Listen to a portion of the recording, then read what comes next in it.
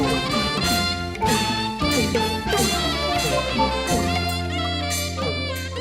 ီတစ်ပတ်မှာတော့ညရောက်ဖွဲ့သားတွေကတနင်္သာရီ gallery ကထုတ်ဝေတဲ့တနင်္သာရီဒေသရတေးကဗျာတွေထက်ကနေကဗျာတချို့ကိုရွေးချယ်ပြီးဖတ်ပြသွားမှာဖြစ်ပါတယ်။ဒေသရအတန်နဲ့ရွတ်ဖတ်သွားတဲ့ကဗျာတွေကိုဗမာလိုပြန်ရှင်းပြပြီးကဗျာပေါ်မှာခန်းစားတွင်းမြင်မိတာတွေကိုလည်းမျှဝေပေးသွားမှာပါ။ပထမဆုံးအနေနဲ့ကိုသက်ပီကသူစိတ်ကြိုက်ရွေးချယ်ထားတဲ့ကဗျာလေးတစ်ပုဒ်ကိုဒီလိုလေးမျှဝေထားပါရခင်ဗျာ။ကဗျာရဲ့နာမည်ကတော့ကန့်ခေပါနော်။ကန့်ခေနေဝန်ခေငေးကန့်ခေဘေးလိုင်းတန်နာထုံမယ်တဲတောင်ပလန်ဘေး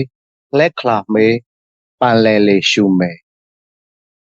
ကန္နာလှိုင်းဘေးလန့်ရှော့ပလေးရှူရှက်လိုက်ကုန်မယ်ပန်လဲရီအေးလာဇာဝေးရေကူးထွက်ကေမယ်လာဆိုးပြင်းရဲ့ဒိုတဝဲကန့်ခေပန်လဲခက်ကလေးကလေးအေးတင်ဟုတ်ကဲ့ဟောပေါ့နော်ကြပြရဲ့နာမည်လေးကတော့တဝဲလို့ဆိုရင်ကန့်ခေပေါ့ဗမာလို့ဆိုရင်တော့ကျွန်တော်ကန့်ချေပေါ့ကြပြလေးရဲ့ကျွန်တော်တို့အတိတ်ပဲလေးရပါနော်ဗမာလို့ကျွန်တော်တို့ပြန်ပြီးတော့ပြောရမယ်ဆိုရင်ပေါ့နော်နေဝင်တဲ့အချိန်လေးမှာကန့်ချေပေးမှာကျွန်တော်လှိုင်းတန်လေးနားထောင်မယ်ပြီးတော့ဒီတဲတောင်ပြင်ကြီးမှာကျွန်တော်တို့ဟိုလှဲချပြီးတော့အိတ်လိုက်မှာပေါ့နော်အဲ့တော့အိတ်ချပြီးတော့ပင်လေလေကြီးကိုတဝါကြီးကျွန်တော်ရှူလိုက်မှာပေါ့နော်ဒီလိုရေတွေနည်းနည်းတက်တဲ့ချိန်ကျရင်ဒီကန်နာဒီဟိုလှိုင်းလုံးတွေပေးမှာလမ်းလျှောက်မယ်ပြေးကြမှာပေါ့နော်ရှူတွေရှက်တွေတော့လိုက်ကောက်ရင်းတော့ပေါ့နော်ပြေးကြမယ်လမ်းလျှောက်တော့လည်းရှိမယ်ပြေးလွှားလေးလည်းရှိမှာပေါ့နော်ပင်လေရေအေးနေပါနော်အရန်လှတဲ့ဟိုရေကူးကြမှာပေါ့နော်ရေကူးကြမယ်ပြီးဆိုတော့ကျွန်တော်တို့တဝဲမှာသူတို့ကန်းချီပင်လေတွေအများရှိတာပေါ့နော်ဟိုကန်းချီarea ကျဲတဲ့ကန်းချီတွေလည်းအများရှိတာပေါ့နော်ဟိုရန်လည်းလှတာပေါ့နော်အဲ့ဒါလေးကိုဆရာအေးတင်ကဟုတ်ကဲ့ရေးဖွဲ့ထားတာပေါ့နော်ဒါကဗျာလေးရဲ့ကျွန်တော်တို့အဓိပ္ပာယ်လေးပေါ့နော်ဗမာလိုပြန်ပြီးတော့ပြောရမှာဆိုအဲ့အဓိပ္ပာယ်လေးဟိုအဲ့အဓိပ္ပာယ်လေးကိုဒီဆရာအေးတင်ကရေးရတာပေါ့နော်ပြီးတော့ပထမဆုံးအနေနဲ့ပေါ့နော်ဒီကဗျာတွေကိုပေါ့နော်ဒီတဝဲအတန်နဲ့လှပအောင်နော်ရေးဖွဲ့ပေးထားတဲ့ကြပြဆရာတွေကိုကျွန်တော်လေးစားတဲ့ credit ပေးပါတယ်ပေါ့နော်အမှားစာမှာရေးရတဲ့အတိုင်းပါပေါ့နော်ဒီကြပြတွေကိုချစ်ခင်မျက်နှိုးပွဲကျွန်တော်တို့ဖတ်ရှုရတာပေါ့နော်ပြီးတော့အခုဆိုရင်လည်းဒီကျွန်တော်အခုဒီကန်းခေဆိုတဲ့ဒီကြပြလေးကိုပေါ့နော်ဖတ်ရင်းနဲ့ကျွန်တော်တို့တဝဲဒေသကဒီကန်းချီမြင်ကွင်းတွေဖြစ်တဲ့နေဝင်ချင်းတောင်ပြင်းတွေလှိုင်းတန်တွေလေတန်တွေကိုလည်းကျွန်တော်တို့အာယုံထဲပေါ်လာအောင်ကျွန်တော်တို့ခံစားမိတာပေါ့နော်ခံစားမိပါတယ်ပေါ့ပြီးတော့ဒီအခုကျွန်တော်ဒီကြပြလေးကိုပေါ့နော်ဖတ်ရတဲ့အကြောင်းရင်းကလည်းဒီကြပြစာအုပ်ရဲ့ပထမဆုံးကြပြလည်းဖြစ်တယ်ကျွန်တော်ကိုယ်တိုင်လည်းဒီကန်းချီတွေကိုဟိုချစ်တာပေါ့နော်ကန်းချီတွေချစ်တာလည်းပါတယ်ပြီးတော့ကျွန်တော်တို့အရင်တော့ဆိုရင်ကျွန်တော်တို့ဒီကိုဗစ်တွေမဖြစ်ခင်อ่ะပေါ့နော်ကျွန်တော်တို့တန်ငယ်ကြီးနဲ့စုပြီးတော့ဒီလုံးပချံကန်းချီရွာလေးတွေပေါ့နော်လူတို့ရောက်ပေါက်နေတဲ့ကန်းချီကစာတင်ကျောင်းလေးတွေမှာကျွန်တော်တို့သွားပြီးတော့ပညာရေးအလှူတွေတွက်လုပ်ဖြစ်ကြတာပေါ့နော်ကျွန်တော်တို့မမှားရဆိုကျုံကနန်းဆိုတဲ့ဟိုထောက်နန်းပေါ့နော်ထောက်နန်းဆိုတဲ့တဝဲလို့ဆိုတော့ကျွန်တော်ထောနာပေါ့ဗမာလိုကျွန်တော်တို့အတန်ထပ်မှဆိုတော့ထောက်နန်းပေါ့ထောက်နန်းဆိုတဲ့ဟိုလမ်းချင်းလေးနဲ့သွားတဲ့ကန်းချီပေါ့နော်ကန်းချီရွာလေးကိုလည်းကျွန်တော်တို့ရောက်ဖြစ်တယ်ပြီးတော့ကျွန်တော်ဒီလုံးပညင်နာကပညင်နဲ့ကျွန်တော်တို့ဒီပေါ့နော်ပညင်ကြေးရွာနဲ့ဆန်းလန်းရွာဂျားမှာရှိတဲ့ကျုံကနန်းပေါ့နော်ကျုံကနန်းရွာလေးဆိုတော့ကျွန်တော်ခက်သွားရတယ်ဆိုတော့ပေါ့နော်လှိုက်လေးတွေလှိုင်းပေါ့မိုးကြီးလေကြီး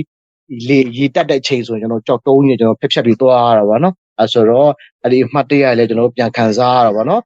ပြီးဆိုကျွန်တော်တို့ဒီအခုဆိုရင်မိုးရသည်ဆိုရင်ပေါ့နော်ကျွန်တော်တို့ဒီကန်းချီတွေကိုကျွန်တော်တို့လွမ်းနေရပြီပေါ့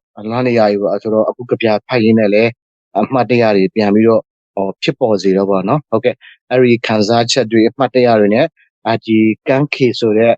တဝဲကြပြလေးကိုကျွန်တော်နည်းနည်းရွေးချယ်ပြီးတော့ဖတ်ဖြစ်ပါတယ်လို့ဟုတ်ကဲ့ကျေးဇူးပါကျွန်မရွေးချယ်ထားတဲ့ကြပြလေးကတော့တဘာဝလက်ဆောင်ကြပြလေးကိုအရင်ဖတ်ပြပါမယ်တဘာဝလက်ဆောင်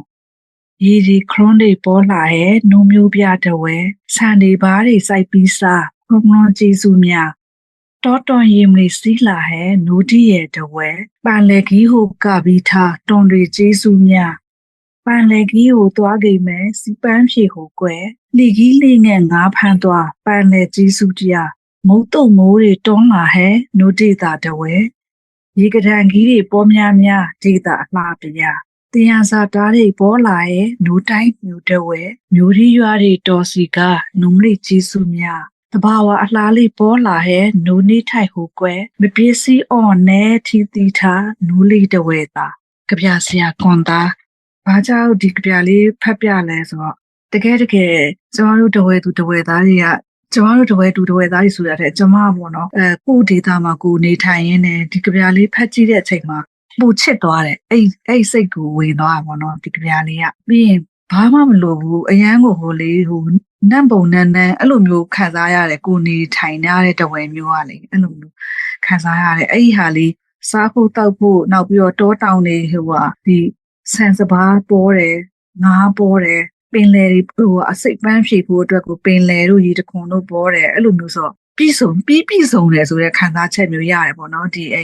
ကြပြလေးကိုဖတ်တဲ့အချိန်မှာပေါ့နော်အဲ့ဒါနဲ့တပြိုင်နက်တည်းပဲဒီကြပြဆရာသူ့ရဲ့စိုးရိမ်ပူပန်မှုပေါ့နော်သူနောက်ဆုံးပိုက်မှာသူရေးသွားတယ်မပြည့်စည်အောင်ထိမ့်သိမ်းရမယ်ပေါ့နော်အဲ့ဟာလေးကိုကျွန်တော်တို့ဒီခေတ်ဒီကာလကြီးက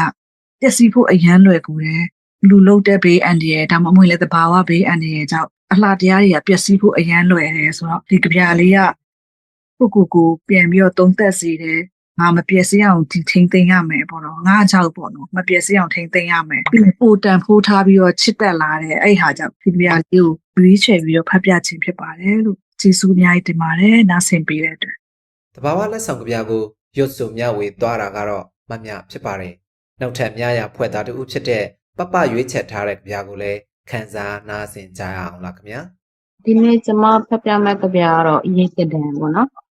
ရေကဒံဝါဆိုဝါခေါ်မကောဝဲရေကဒံကိုသွားကြည့်မယ်ရှိကုတီတောင်မူခွေရစားတော်စားယူစောဝါရေကလာနေပေါ့ရမိုင်ငယ်ကျလေးနာတပေါ့ရေကလာတလေးနောက်ထော်ရေကဒံခေရေကူးစေဝိုက်စားတော့ကေကောဖျားထသူဦးငါရေလာတတ်ဟေလာဝေလာပြောစာမှာရေကဒံမှတ်တရားများဒီကြပြကျတော့ဟိုဆိုဟွာခေါ်ပေါ့နော်မိုးကောင်းတဲ့အချိန်မှာရေတခေါ်သွားတဲ့အမှတ်တရတွေကြောင့်ရေးဖွဲ့ထားတာဖြစ်တယ်ပေါ့နော်အဲ့ဒီသွားတဲ့ခြေကြရင်စားဖို့တောက်ဖို့စားကြရတယ်ယူသွားကြတယ်ပြီးတော့ဓပိုတွေရိုက်ကြတယ်ပြီးတော့ရေကူးကြတယ်အဲ့ဒါတွေကိုရေးထားတယ်ပေါ့နော်ကြပြမှာကျတော့ဒီကြပြကိုရွေးရတာကျတော့ပေါ့နော်ငဘွားကိုပြန်ပြီးတော့လမ်းမေးသွားလို့ပေါ့နော်ရေးချင်ရချင်းဖြစ်တယ်ပေါ့နော်ကျမတို့တစ်ဝက်မှာဆိုရင်မိုးရသည်ဆိုရင်ပေါ့နော်တပွားလျောက်ဤတခေါ်တွေပေါ်လာတတ်တယ်ပေါ့နော်အဲ့ဒီဆိုရင်တငယ်ချင်းတွေစုပြီးတော့ပေါ့နော်ဆယ်ကျော်သက်ဘွားဆိုရင်စပေးတွေနဲ့သွားကြတယ်အဲ့လိုမျိုးခြေတွေလည်းရှိခဲ့ဘူးလို့စပေးနဲ့သွားလို့ပေါ့နော်ပလေကျိုးပေါက်ပြီးတော့ပေါ့နော်ခုတ်ဆင်းရတဲ့အခန်းတွေလည်းရှိခဲ့ဘူးလို့ပေါ့နော်နည်းနည်းအသက်ကြီးလာတဲ့အခါမှာကျတော့စက်ကယ်တွေနဲ့သွားမလားပေါ့နော်ဒါမှမဟုတ်သုံးမိနဲ့သွားမလားဆိုပြီးတိုင်နေကြတယ်ပေါ့နော်ဒီလိုမျိုးရာသီရောက်ရင်တကယ်လို့လူကများပြီးတော့စက်ကယ်နဲ့နေပေါ့နော်သုံးမိတွေနဲ့သွားဖြစ်ကြတယ်ပေါ့နော်ပြီးရင်သွားရင်ဒီတိုင်းမသွားဘူးပေါ့နော်ဟိုရောက်ရင်စားဖို့တောက်ဖို့လည်းကြိုပြီးတော့စီစဉ်ကြတာမျိုးရှိတယ်ပေါ့နော်အဲလိုမျိုးကြိုပြီးစီစဉ်တဲ့အခါကျရင်အဓိကဘယ်လိုမျိုးဟာတွေကိုပြင်ဆင်လဲဆိုတော့ဒဝဲစားစရာတွေဖြစ်တယ်ပေါ့နော်မိုဒီတနက်တို့သင်္ဘောတီတာတို့အဲ့ဒီလိုမျိုးဟာတွေကိုပြင်ပြီးတော့ယူသွားလေးရှိတယ်ပေါ့နော်ပြီးရင်ရောက်သွားရင်လည်းပေါ့နော်ဒီနေ့ကိုကြပြထဲမှာပါတယ်လို့ပဲပေါ့နော်ရေတခေါ်ရဲ့ခြေရင်းမှာရေကစားတယ်ပြီးရင်ဘိုက်ဆလာရင်ကြောက်ဖြာတွေမှာတက်ပြီးတော့ပေါ့နော်စားလိုက်တောက်လိုက်နဲ့တော့ဝရေးပျော်ပြီးမှပြန်လာခဲ့ကြတယ်ပေါ့နော်အခုဆိုရင်ကြတော့ဒီမွေးရမြေမှာမရှိဘူးပေါ့နော်အဝေးမှာရှိနေတဲ့အတွက်ဒီလိုမျိုးမခံစားရတာကြပြီမို့လို့ငဘွားကိုပြန်လွှမ်းရင်းနဲ့ပေါ့နော်ဒီကြပြကိုရေးရချေဖြစ်ပါတယ်ကျွန်တော်ကတော့ပိုင်ပါကျွန်တော်ရွေးချယ်ထားတဲ့ကြပြကိုတော့ခုပဲနားဆင်ရတော့မှာပါဆောရတိမရှန်ပြောက်တူဘူတွေကွဲမအိုဘုံဘုံလဲဤအောင်မမီဘုံပုံဆိုးဖလူထဲစီဂွန်လုံးချုံဝေါခနာမရှန်စာအုပ်ရပြီဖြိုကလောနဲ့ဟာငါချော်ကန်မီခုခလာရမီယာမွေးစာရှာနာမရှန်စာမဆမ်လီဇာဝါအော်မေဒါဇာနိုယာဝါဆောကလာခိခါဆောကလာမရှာခဲအော်မေဇာလဲကွဲနော်ပိုင်မိုးတဝဲပမာလိုပြောရမယ်ဆိုရင်ကြပြလေးရဲ့နာမည်ကဆောင်းရသည်ထမင်းချမ်းပေါ့နော်ကြပြအကြောင်းကတော့ကျွန်တော်တို့မြန်မာဆောင်းလတွေဖြစ်တဲ့ပြသူတဘိုးတွေရဲ့အချိန်ခါလေးကိုသူက ပြောပြထားတာပေါ့နော်အဲ့ဒီဆောင်းရာသီမှာမီးလုံတဲ့အကြောင်းမီးလုံရင်းနဲ့မနက်စာထမင်းချမ်းကိုကျွန်တော်တို့တနင်္သာရီတိုင်းဆိုတော့လည်းငပိဖြော်နဲ့သမင်းစားတာတွေပေါ့နော်အဲ့ဒါတွေကိုသူကကြပြထဲမှာရေးထားတယ်သူကကြပြထဲမှာရေးတဲ့ဆိုမှအဲ့ဒီဟာလောက်ခဲ့တာအရင်တော့ဖြစ်ခဲ့တာပေါ့နော်သူတခြားနေရာနေပြီးတော့ရေးတဲ့ပုံစံမျိုးတက်ရောက်တယ်အဲ့ဒါကြောင့်သူရဲ့အဲ့ဒီ data နဲ့အဲ့ဒီတုန်းကဆောင်းရသည့်ကာလကိုပြန်ပြီးလွှမ်းဆော်တက်တဲ့ပုံစံမျိုးနဲ့သူကကြပြကိုရေးထားတာဖြစ်တယ်ပေါ့နော်ဒီကြပြလေးကိုဖတ်ပြရတဲ့အကြောင်းရင်းကတော့တကယ်တော့ကျွန်တော်ဆောင်းရသည့်လွှမ်းသွားလို့လည်းပါတယ်ပေါ့နော်ကျွန်တော်ငယ်ငယ်တုန်းကဆောင်းရသည်ပြီးသူကြပြထဲမှာရေးထားတဲ့ဆောင်းရသည်ကကျွန်တော်တနင်္သာရီတိုင်းရွာတရွာဆိုတော့အဲ့ဒီဒေတာရဲ့အငွေသက်နဲ့ခန်းစားချက်ကိုပြန်ပြီးတော့တွေးမိစေတယ်ပြီးရင်ငယ်ငယ်တုန်းကသူရေးထားသလိုပဲငယ်တော့ဆိုအဲ့ရှိမှမီးပုံပြီးတော့ကျွန်တော်တို့မနက်စာတွေစားကြတယ်ပြီးရင်သူပြောသလိုပဲစောင်ဖြစ်တောင်းမဟုတ်ရင်ကျွန်တော်တို့ပစိုးဖြစ်တကူလုံးချုပ်ပြီးမီးကင်တဲ့အချိန်ပေါ့နော်မီးလုံတဲ့အချိန်ပေါ့အဲ့လိုခါကိုတတိရတယ်ပေါ့နော်ပြီးရင်ကျွန်တော်ခုပြန်စဉ်းစားကြည့်တော့လေခုဆိုရင်ကျွန်တော်ရွာပြန်ရင်တော့အဲ့ဒီလိုမျိုးလောက်ရမယ့် activity ကမရှိတော့ဘူးเนาะအဲ့လိုမျိုးပြောလို့ဆိုတော့ကျွန်တော်တို့ကဖွံ့ဖြိုးတိုးတက်လာပြီးမီးလုံတဲ့အလေးကပျောက်သွားတာလားဆိုပြီးတွေးစရာရှိရပေါ့နော်တကယ်တော့အဲ့လိုမဟုတ်နေဘူးတကယ်တော့အဲ့လိုဆောင်းမျိုးကမရှိတော့တာဘာဖြစ်လို့ဆိုတော့ကျွန်တော်တို့အဲ့ဒီကျွန်တော်ကြီးပြင်းလာတဲ့နှစ်20အတွင်းမှာတဲ့အဲ့ဒီဆောင်းဆိုတာကြီးကပျောက်သွားသလိုဖြစ်သွားတယ်ပျောက်သွားတယ်ဆိုတာခက်မိသွားလို့ကျွန်တော်တို့ရဲ့ lifestyle တွေ change သွားလို့မဟုတ်ဘူးပေါ့နော်ကျွန်တော်တို့ရဲ့ကဘာကြီးပူနွေးလာမှုကြောင့်အဲ့ဒီဆောင်းကြီးကကျွန်တော်တို့လှုပ်ခဲ့တဲ့ဆောင်းရသည့်အမတ်တရားတွေဆောင်းရသည့်အလေးထားလေးတချင်းနဲ့လိုက်ဖက်တဲ့ဆောင်းဆိုတော့မရှိတော့ဆောင်းကလေဘယ်လိုပြောမလဲပမာတချင်းနဲ့ကိုအောင်တို့စိုင်းတီးဆိုင်တို့ရေးတဲ့ဆောင်းဆိုတာလေကျွန်တော်တို့နဲ့ဘာမှမသက်ဆိုင်တော့တလို့ဖြစ်သွားတယ်ပေါ့နော်အဲ့လိုမျိုးဆောင်းဖိုင်လေးကိုရအောင်အတင်းဆောင်းနေကြတယ်လို့မျိုးဖြစ်နေရပေါ့နော်အဲ့လိုမျိုးမရှိတော့အဲ့လိုမျိုးမရှိတော့ကျွန်တော်တွေးမိတာကတော့ကျွန်တော်တို့ကဘာကြီးကတော်တော်ပူနွေးလာပါလားဆိုတဲ့ဟာကိုကျွန်တော်တွေးမိတယ်ပေါ့နော်ဒီကဗျာကိုဖတ်ရင်းနဲ့မှဒီကဗျာငငယ်တော့ကလောက်ရတဲ့အလေးထားလေးလှုပ်လို့မရတော့ပါလားဆိုတဲ့တွေးမိသွားပြီးတော့ဒါလေးပဲပြောချင်ပါတယ်အားလုံးကျေးဇူးတင်ပါတယ်အခုနားဆင်ခဲ့ရတာတွေကတော့တနင်္သာရီ gallery ကထုတ်ဝေတဲ့တနင်္သာရီဒေသတေးကဗျာတွေထက်ကနေရွေးချယ်ထားတဲ့ကဗျာတွေဖြစ်ပါတယ်ဒေသတေးကဗျာအစီအစဉ်အပိုင်းတက်ကိုဒီမှာပဲရနာခွင့်ပြုပါနောက်တစ်ပိုင်းမှာမြရောက်ဖွဲ့သားတွေရွတ်စုမြဝေကြအောင်မဲ့ကြပြတွေကိုလည်းစောင့်မျှော်အားပေးပါအောင်နော်နားဆင်ခဲ့ကြတဲ့သူတဦးချင်းစီကိုဒီနေရာကနေလိုက်လဲကျေးဇူးတင်ပါတယ်ခင်ဗျာ